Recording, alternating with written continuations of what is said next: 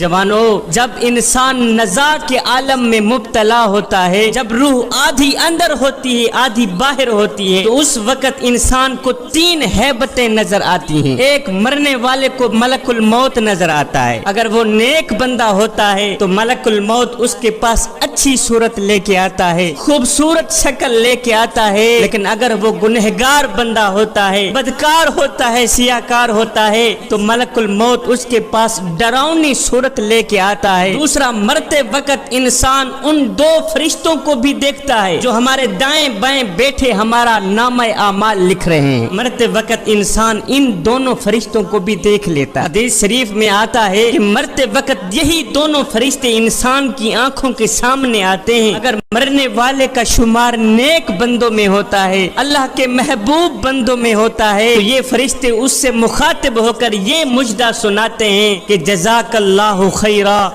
جزاک اللہ خیرا، اے مرنے والے خدا تیرا بھلا کرے، خدا تیرا بھلا کرے کہ ہمارے سامنے تو نے بہت سی بندگی کی ہے، تو نے اللہ کو بھی راضی کیا، اس کے رسول کو بھی راضی کیا، راتوں کی تنہائیوں میں اٹھ اٹھ کے قرآن پڑھتا رہا، اللہ کو راضی کرتا رہا، اس کے رسول کو راضی کرتا رہا۔ اے اللہ کے نیک بندے خدا تیرا بھلا کرے۔ اور اگر مرنے والا نیک بندہ نہیں ہوتا، گنہگار ہوتا ہے، بدکار ہوتا ہے، سیاہکار ہوتا ہے، تو یہی دونوں فرشتے اس سے مخاطب ہو کر کہتے ہیں اے نادان، لا جزاک اللہ خیرا، حق تعالی تیرا بھلا نہ کرے، نہ کرے، نہ کرے، اس لیے کہ تو نے ہمارے سامنے بہت سے گناہ کیے، بہت سی تقصیریں کی، مظلوموں پر ظلم کرتا رہا، غریبوں کا حق مارتا رہا، مسجد کے نزدیک نہ گیا، قرآن کے قریب نہ گیا، ساری زندگی شیطان کی پوجا کرنے میں گزار دی، ساری زندگی غفلت میں گزار دی۔ اے مردود انسان، خدا تیرا بھلا نہ کرے،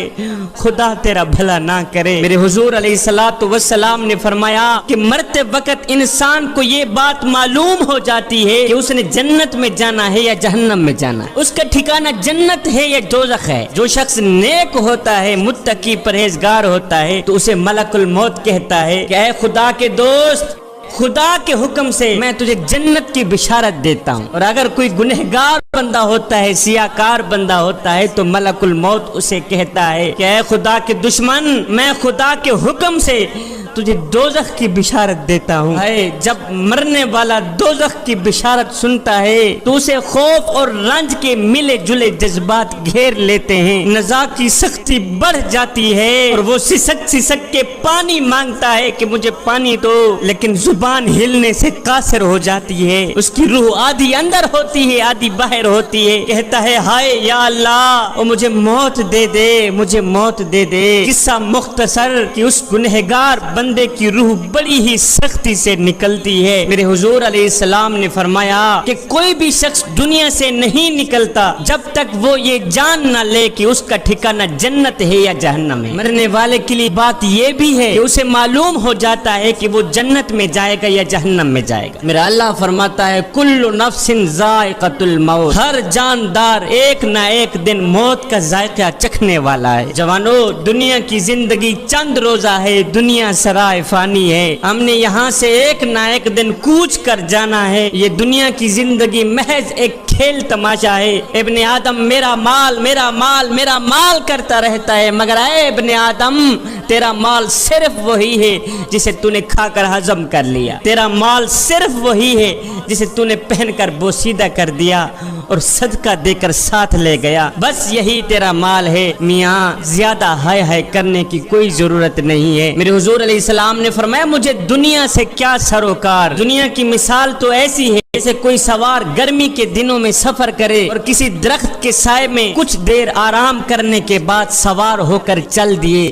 دنیا کی مثال تو یہی ہے۔ ایک دن سیدہ عائشہ صدیقہ رضی اللہ تعالی عنہا نے میرے حضور علیہ السلام سے دریافت کیا کہ حضور، کیا قیامت کے دن شہیدوں کے ساتھ کوئی اور بھی اٹھے گا؟ میرے حضور علیہ السلام نے فرمایا ہاں، وہ شخص جو رات دن میں 20 مرتبہ موت کو یاد کرتا رہتا ہے، انسان کا ہر اٹھنے والا قدم اسے موت کی طرف لے کے جا رہا ہے، لیکن حضرت انسان کہتا ہے میں تو بڑے نفع میں جا رہا ہوں۔ اے حضرت انسان، آج تیری زندگی کا جو دن غروب ہوا ہے یہ دوبارہ طلوع نہیں ہوگا۔ آج کا دن گزر گیا، اب جو دن باقی ہیں وہ گزریں گے۔ انسان ساری زندگی سوچتا رہتا ہے کہ لوگ کیا کہیں گے، میاں لوگ کیا کہیں گے، او یار لوگ کیا کہیں گے۔ صاحب، لوگ آخر میں بس یہی کہتے ہیں کہ انا للہ و انا الیہ راجعون۔ اے غفلت کی نیند سو کر 70 سال کی عمر برباد کرنے والے، 70 سال کی عمر ضائع کرنے والے، اب تو جاگ جا۔ اور تو دنیا میں ہمیشہ رہنے کا انتظام تو کرتا رہا، لیکن افسوس آخرت کی کبھی بھی فکر نہ کی،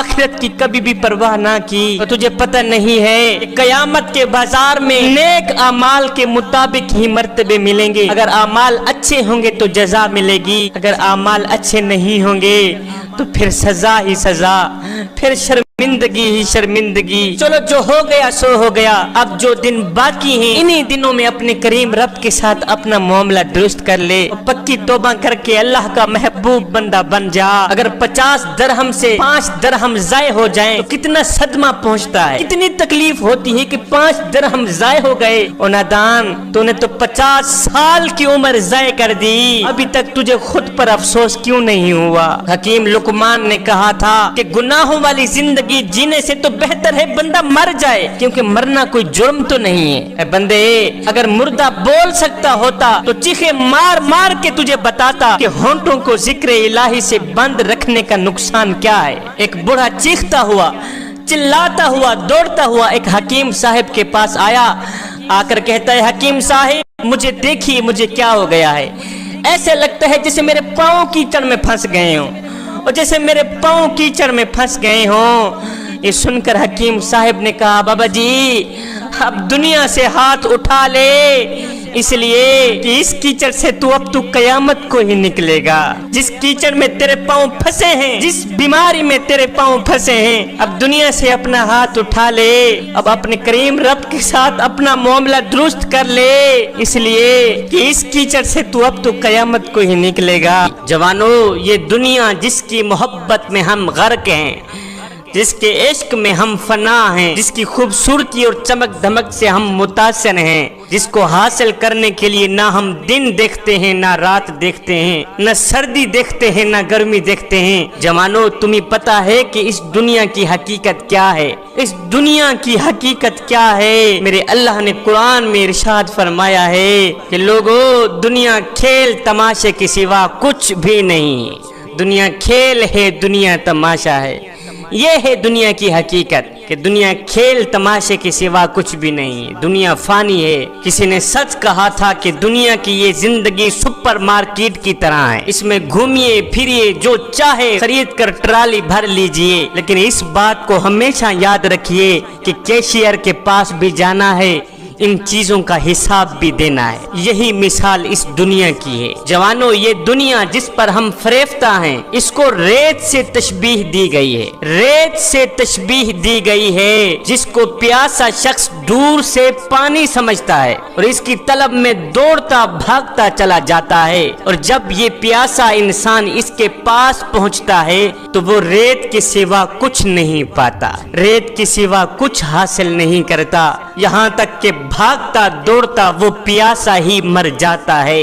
جوانو، یہی حال اس دنیا کا ہے کہ حضرت انسان اس دنیا کو حاصل کرتا کرتا مر ہی جاتا ہے۔ میرے حضور علیہ السلام نے فرمایا ابن آدم میرا مال میرا مال میرا مال ہی کرتا رہتا ہے، مگر اے ابن آدم تیرا مال صرف وہی ہے جسے تو نے کھا کر ہضم کر لیا، تیرا مال صرف وہی ہے جسے تو نے پہن کر بوسیدہ کر دیا اور صدقہ دے کر ساتھ لے گیا، بس یہی تیرا مال ہے۔